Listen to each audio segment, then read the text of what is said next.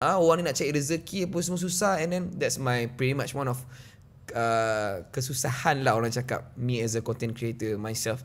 So after bau warna biru tu, which is sihir, my jari ni, kan jari ni paling susah nak gerak kan. Dia gerak sini, ni semua stay, ni gerak.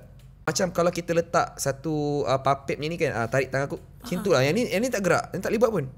Suddenly auntie tu kata, baru betul.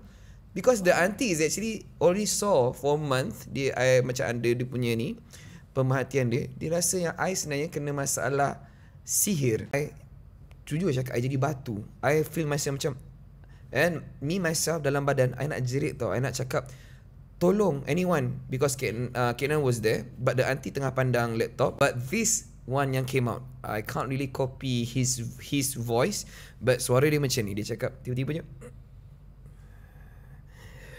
weh, aku tak boleh minum air ni weh. Nanti terus, ya Allah, siapa engkau ni? For the first time I tengok auntie ni dah merawat ramai orang. Yang Nan selalu bau before naik kereta dia. Ini bukan bau tai, ini bau mayat Nan. Syakir, siapa yang buat engkau ni sebenarnya? Jahat betul dia. Lepas tu suddenly I pandang the auntie, I said this, akhirnya kau jumpa juga aku.